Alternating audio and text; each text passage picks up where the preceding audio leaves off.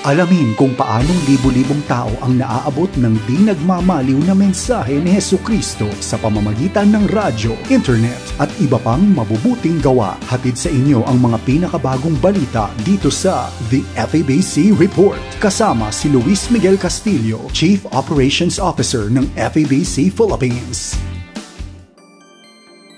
Sa ating nakaraang episode, na-feature ang sulat mula sa ating listener. Ang tanong niya, kaninong ideya ba ang Far East Broadcasting Company? Ready ka na bang makinig?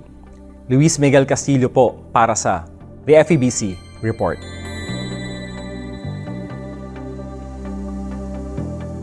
Nagsimula ang kwento ng FEBC sa isang vision na itinanim ng Panginoon sa puso ng tatlong Amerikanong misyonero, sina Robert Bob Bowman, John Broger at Reverend William Roberts. Ang vision, marinig ng buong mundo ang mabuting balita ni Hesukristo sa pamamagitan ng mga broadcast sa radyo. First choice nila ang China o binansagang Far East, malayong silangan.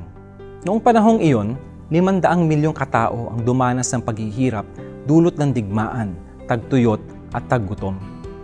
Nasundan pa ito ng pagpapaalis ng gobyerno sa mga Kristiyanong misyonero mula sa kanilang bansa, kaya't naging imposible na maitayo sa bansa ang radyo. Pero nagbukas ng daan ang Panginoon para makapagtayo ng isang radio station sa Pilipinas.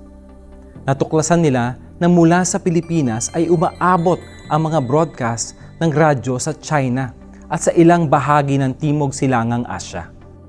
Sa suporta ng mga katuwang sa ministeryo, naitayo ang unang radio station ng FEBC sa Kakaruhatan, Valenzuela. June 4, 1948, unang sumahimpapawid ang KZAS, Airway of Salvation. Ito ang dating pangalan ng 702 DZAS, Agapay ng Sambayanan.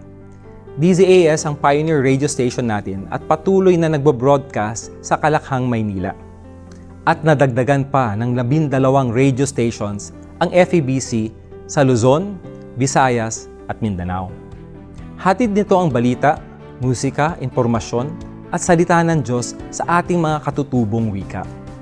Ang ating misyong ibahagi si Kristo sa ating mundo ay di na lamang sa radyo, kundi sa iba pang makabagong paraan tulad ng social media at paglilingkod sa komunidad.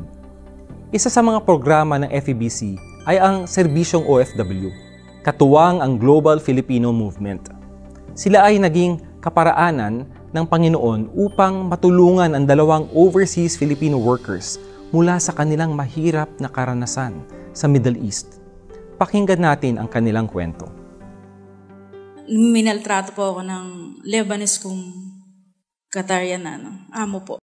Ang sinabi rin po ng pulis na bakit hindi ka humingi ng tulong sa amin. Pinakita ko po lahat yung galos ko, yung pile ko. Gusto niya po kasi akong ibenta sa iba. Ngayon, ang sabi ko po, kung ibebenta mo po ako, ibalik mo na lang po ako sa agency. Sa tulong ni Pastor ni Carlos Cao at ng Global Filipino Movement, natanggap ni Lailani C. ang money claims bilang compensation sa naranasan niyang pangmaltrato ng kanyang employer. Kakaiba naman ang naranasan ni Karen Joy Apollonario, isang cleaner sa Dubai. Ako po ay from Riyadh. Ako po ay nag-resign after 3 months, after 4 months staying in Riyadh. And then I was supposedly pauwi po dapat ng Pilipinas. But I have a friend in Dubai na tutulong po sa akin to go there and to have a work.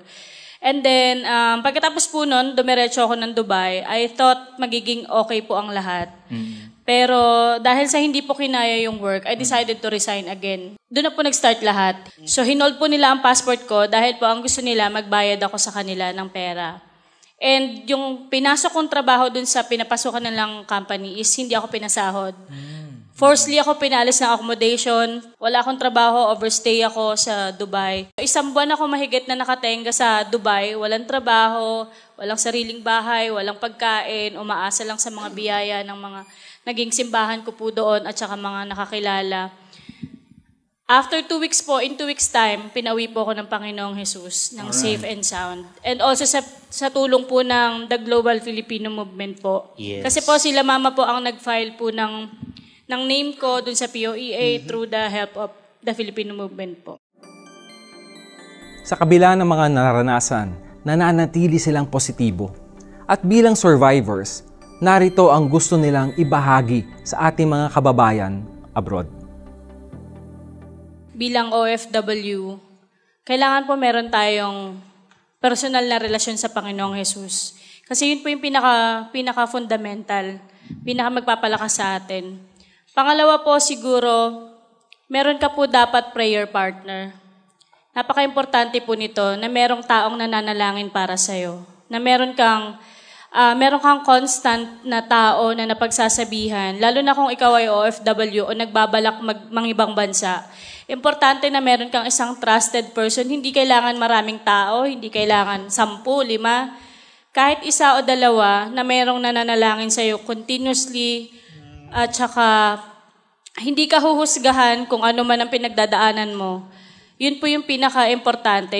At saka dun po papasok kasi na makikita mo kung paano kikilos ang Panginoong Jesus. Hindi mo po makikita ang plano ng Diyos sa'yo kung wala kang personal na relasyon sa Kanya. And I believe yun po yung pinaka-unang dapat po nating gawin at matutunan. Yun po, tiwala sa Panginoon. Kasi kung hindi tayo dadalhin ng Panginoon doon sa ibang bansa, at ibabalik din ang buhay. Kasi ang Panginoon, laging nakatingin yan sa atin. Kaligtasan, protekta, kahit na nasa kalagitnaan tayo ng pagsubok, palagi niyong tatandaan nandiyan ang Diyos. Anong mangyari? Salamat at purihin ang Diyos sa patutuong ito. Sa mga kwentong tulad nito, nakikilala natin kung paano kumikilos ang Panginoon at kung paano niya ginagamit ang mga broadcast sa radyo upang magbigay ng pag-asa at maghatid ng tulong sa mga taong nasa mahihirap na sitwasyon.